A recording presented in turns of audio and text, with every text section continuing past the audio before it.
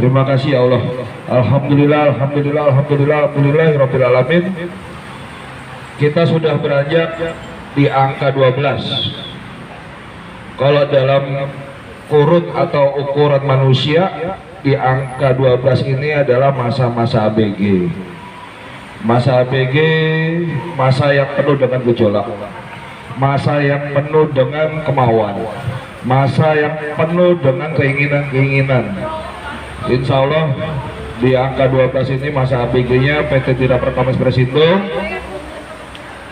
bisa meraih kedewasaannya dalam profesional. Amin, amin ya Allah. Jadi saya sedikit mau cerita buat teman-teman. Di angka 12 ini saat itu masih bayi, masih di umur sebulan, 2 bulan, 3 bulan. Perjuangannya dulu tahun 2009 itu cukup berat. Itu kita bersaing dengan 2.500 kargo, dan seperti dulu saya sendiri dibantu ada 2 orang, dibantu 3 orang. Akhirnya lalu kita juga sampai mencapai di angka 70 orang.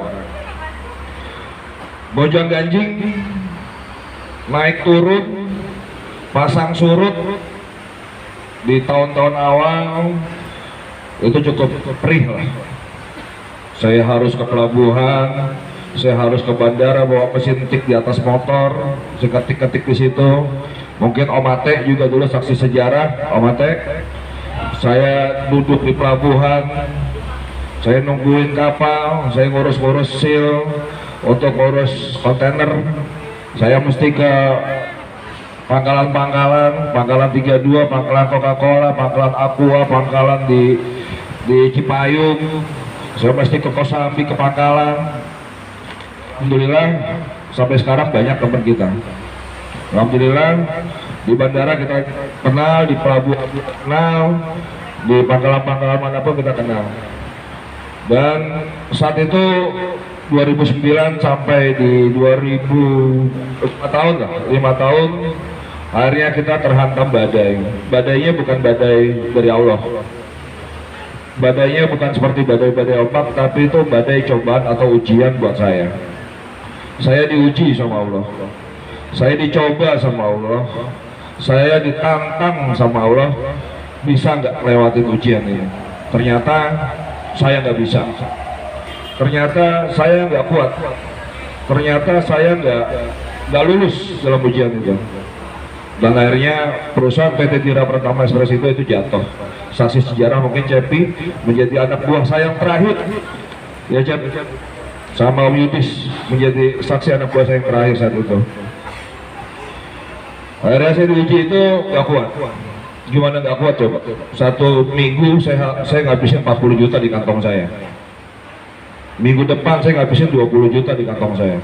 Minggu depannya lagi saya diuji 10 juta di kantong saya, 5 juta, 10 juta. Sebagai manusia yang belum siap, belum kuat menerima duit yang segitu banyak, dan itu terus-terusan duit itu muncul, ngalir, dan akhirnya saya nggak kuat. Dan akhirnya Allah menjatuhkan saya, menjatuhkan derajat saya, menjatuhkan rezeki saya, menghancurkan semua apa yang saya usahakan.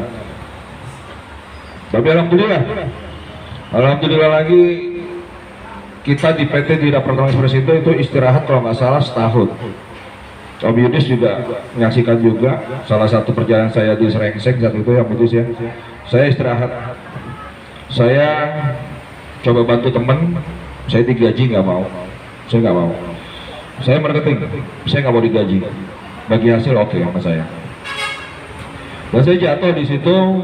Ada teman saya ngomong sama saya, "Lu bukan jatuh bro," katanya. "Lu cuma istirahat. Lu bukan bangkrut. Lu cuma capek," katanya. "Capek kenapa? Istirahat kenapa?" "Karena beban lu cukup berat. Pundak lu cukup berat dalam usia lo." Saat itu usia saya kalau nggak salah di sekitar 30 tahun, 31 tahun lah. 30, omset penjualan saya itu sekitar 2M lebih saat itu ya. Saat itu, dan makanya saya di kantong saya itu kalau setiap minggu ya 40 juta, 50 juta saya keluar ya. Mungkin Pak Abbas saksi sejarahnya bareng-bareng ikut saya saat itu. Jadi saat itu bagi saya bukan saya harus jatuh, bukan saya harus terus diam, tapi itu adalah introspeksi atau evaluasi buat diri saya, bahwa saya harus bangun lagi, saya harus bangkit lagi, saya harus bisa bermanfaat lagi buat orang banyak, khususnya buat keluarga saya, buat teman-teman saya. Dan alhamdulillah Allah memberikan kesempatan saya kedua. Di 5 tahun yang lalu, 5 tahun yang lalu Allah kasih kesempatan saya yang kedua. Dan saya janji sama Allah, ya Allah, jadi kasih kesempatan saya yang kedua, supaya saya bisa bermanfaat, supaya saya bisa bangun lagi, supaya saya bisa banyak yang bisa saya bantu, ya Allah. 5 tahun yang lalu saya bangun lagi sendirian, tetap sendirian. Itu ada saksi motor sejarah itu warna hitam, mungkin basis tahu lihat, atau mungkin Pak Karus lihat, itu ada saksi motor Ninja itu terus terang itu udah capek kali itu keluar Pegadaian, gade tembus perih berat, iya. Di tahun 5 tahun yang lalu pembangunan saya atau bangkitnya saya itu, ya saya harus naik motor Mio hujan-hujanan, saya harus naik motor kadang-kadang Ninja, kadang-kadang Mio, kebanyakan Mio, ya saya kehujanan. Akhirnya saya dibantu sama Om Ate. Saya dibantu sama Om Ate pertama kali, dan Om Ate itu nggak saya gaji, dia hanya staffing, saya kasih duit ya sekitar 25.000, staffing saya kasih duit 25.000. Sorry, gue belum bisa gaji lo. Gak apa-apa bos, gue yakin dengan lo ada bangun lagi, gue yakin lo pasti besar, gue support lo bos. Itu Mate ngomong begitu tuh. Alhamdulillah sampai sekarang orangnya ada di situ dan masih hidup. Jadi Om Mate saat itu tidak mau digaji, saya mau bareng-bareng sama ente bos, ente pasti bisa, karena ente dulu pernah jaya, ente pernah besar, dan ane yakin ente pernah. Kasih gue buat uang jalan aja. Akhirnya benar saya kasih uang jalan, dan dia hanya ngerokok sekitar 3 batang di jalan, dia bantuin saya. Habis sama Mate, terus saya dibantu sama Pak Pram.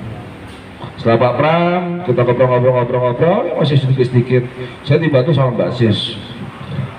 Akhirnya kita berempat ya Mbak Sis. Kita berempat, Om Mate, Pak Pram, saya sama Mbak Sis. Lalu ada Om Joni, terakhir ada Mbak Indah. Mbak Indah juga bantu saya, dia juga pengalaman juga di asap-asapnya Kopra. Terus Mbak Sis juga setiap malam baunya tuh, badannya itu bau asap. Mbak Sis tempo lalu, Indah tempo lalu sebagai ujung tombak saya di admin. Nggak ada OB, habis makan nyuci sendiri, ada tamu dicuciin gelasnya, gantian mereka sip-sipan untuk nyuci gelas atau nyuci piring. Jadi nggak ada OB, jadi nyapu ya nyapu, ngepel gantian. Lama-lama bertambah dari 4 orang, 5 orang, bertujuh, dari kamar mandi yang kecil ya kan, terus nambah, dan alhamdulillah di usia 12 kita bisa kumpul bareng-bareng di sini. Semoga di usia yang nanti ke-13 ya kita masih bisa kumpul di sini, kita bisa bermanfaat. Kalau yang kerjanya tipikal pekerjaan atau tipikal SDM ada 3. Ada yang pertama dia menggunakan otaknya saja, ada yang kedua dia hanya mencari uang saja, masa bodoh, nggak peduli bagaimana ceritanya. Ada yang terakhir adalah yang kerja menggunakan hati. Nah ini yang saya harap sama teman-teman, kalau kerja pakai hati insya Allah apapun nggak jadi berat. Kalau misalkan teman-teman bisa bayangkan, atau mungkin teman-teman rasakan, kalau yang kerja pakai hati, ini semuanya itu seperti saudara, semuanya itu seperti keluarga. Terkadang kalau misalkan kita libur jauh, libur panjang, kayak kangen pengen kumpul-kumpul lagi. Betul nggak, Lestari? Baris tuh kemana sih? Gitu loh. Kangen bagaimana nasibnya si Ali gitu loh kan, kangen bagaimana si Imam kemarin masa kita ditangkap di mana, Resti? Di Sedayu. Itu namanya keluarga tuh, namanya anak keluarga. Ya Allah, ini gimana saudara gua, Saya koordinasi, saya telepon kamu balas. Astagfirullahaladzim, dosa saya. Maksudnya kalau kamu ada apa-apa pasti saya nggak mungkin diam. Jadi ini ya Allah, ini keluarga saya ada kenapa-napa. Atau mungkin di pinggir jalan tol si Ali atau si Imam lagi kenapa-napa, ya Allah. Los, ini anak-anak gimana Los? Kenapa Los? Pasti saya ngomong begitu. Jadi kalau yang menggunakan hati, insya Allah, kalau kemarin saya diskusi sama Basis saya bilang sama Basis coba lu pakai hati. Lu ngeliatnya pakai hati, jangan pakai pikiran. Gimana rasanya anak-anak? Ya sih Pak, seperti keluarga besar, kata Basis.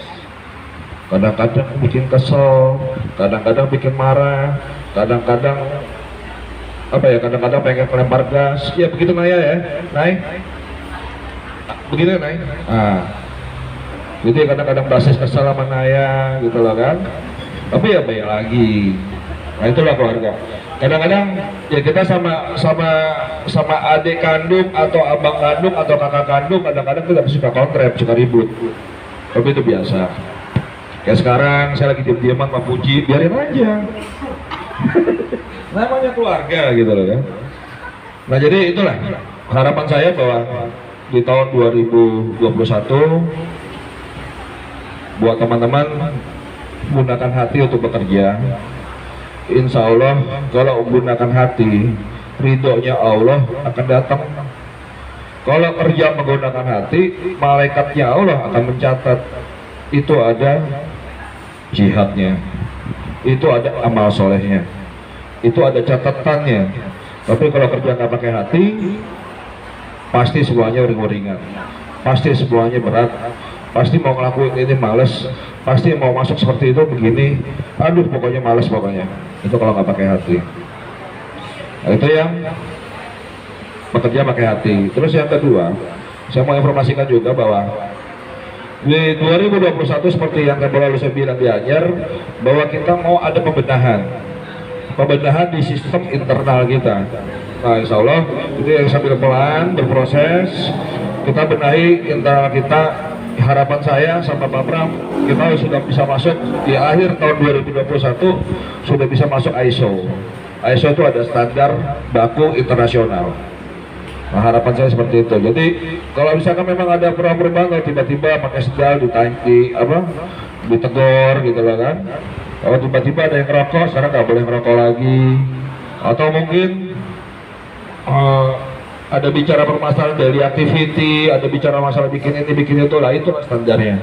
Standar perusahaan besar, itu demikian. Tapi jalanin aja, ikutin aja, lewatin aja. Jadi nggak usah diberatin, gampang aja kok, ikutin aja. Nah jadi di 2021 ini saya harap teman-teman maksudnya hal-hal yang memang jelek di 2020 ya jangan diterusin. Tadi saya pesan sama Mbak Saskia tolong diperhatiin, jangan juga jam 9 masih dandan anak-anaknya, sama Mbak Lestari.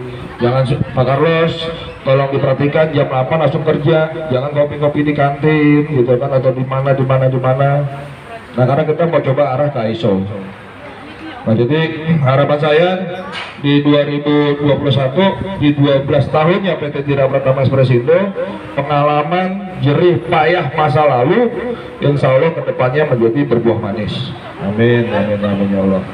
Nah jadi kita tetap solid, kompak, tetap kalau ada kontrak atau intrik atau ada sedikit gak enak, ya itu biasa. Kita kalau kata bahasa Pak Rusman tadi, kita berkelompok, kita ramai, hal-hal itu masih biasa aja, pasti ada. Mbak Apri kemana Mbak Apri ya?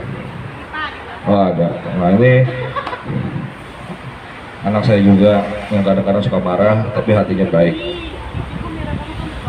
Ya total juga sama kita di sini. Nah jadi buat teman-teman, insya Allah kita masih bisa dipertemukan di tahun ke-13.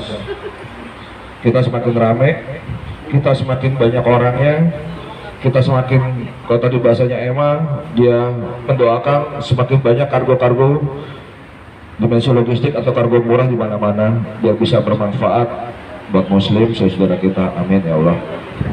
Jadi Mungkin itu aja dari saya.